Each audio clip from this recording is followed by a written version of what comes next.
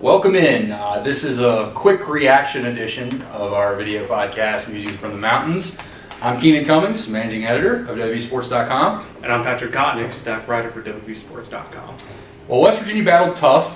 They didn't quit in this game, but ultimately Texas was able to win 42-31. A game decided by turnovers. As simple as that. You can point the blame wherever you want.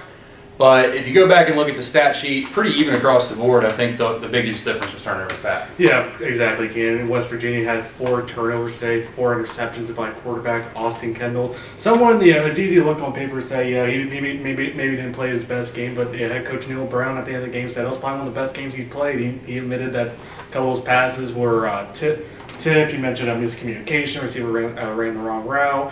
But I mean, like you said, it's just a combination of just defense. I felt like West Virginia played their hearts out, but offense just at the end of the day just couldn't take advantage of opportunities, and they turned the ball over. Simple as that. Yeah, 3 of those turnovers resulted in 21 Texas points. That's just not going to get it done more often than not. Austin Kendall will probably, he did. He tells you he can't turn the ball over that much. I do think it was telling that Neil Brown went to bat for him. He kind of beat the questions there in a sense before anybody could. Said 1 was off a missed assignment, 2 were 50-50 balls that the receiver probably should have came up with, and 1 was squarely on Kendall. But anyways, if you turn the ball over 4 times, especially at home, it's more often than not going to lead to bad things. West Virginia didn't do as much on the ground as I thought. They were under 100 yards. Texas is very good defense, but I feel like they made some adjustments in the second half, and West Virginia had some things going in the first half on the ground game, and they got away from it. They could not sustain drives. I think that was a telling story as well, especially early in the third quarter. West Virginia had chances to really make this a game or even really seize all the momentum. Telling the number 1 play of the game to me, or at least sequence of the game, is that turnover. West Virginia gets an interception by Keith Washington, gets to the 30, gets a 15-yard unsportsmanlike penalty tacked on forward as well, gets set up first down from the 15-yard line.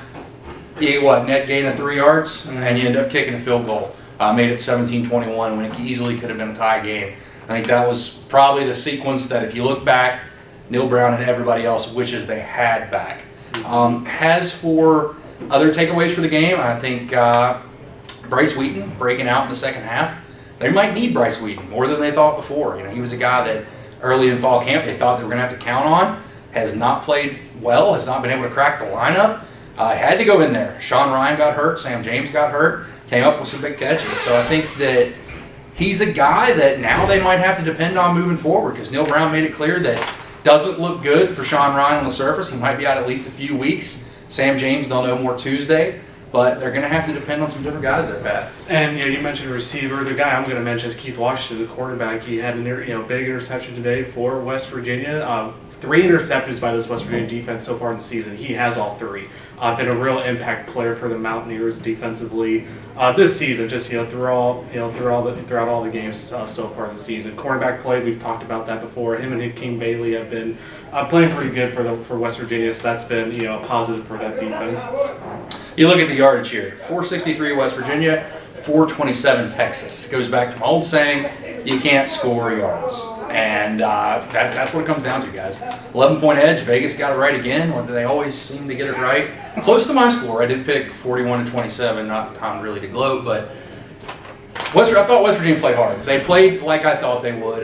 This is a young team. I think people have to stop for a second and realize that a young team with a lot of new players in a lot of positions, and they went pretty much toe-to-toe with this Texas team for at least 3 quarters. And it's very encouraging to just, for them to just not lie down there and lose by, And the way they finished the game. They finished strong. Like I said, it's not the result you want, obviously, but like I said, this is a young team. There's going to be growing pains, but it's very encouraging to see, especially against a team like Texas. They didn't lie down and give up. They fought to the very end. And defensively, I thought you got more out of the bandit position in this game. You did statistically, but I thought you got more out of that position in this game than you have all year. I think taking those snaps away and gets kind of evening them out a little bit. I don't have actual numbers right now, but we'll have it here tomorrow with our snap counts feature from Pro Football Focus. But 42-31, it's a game that West Virginia's going to look back on, and Neil Brown said it in his postgame presser. Had chances, had opportunities, didn't take advantage. And that in itself is the difference between a good team and a team that's still learning how to be a good team.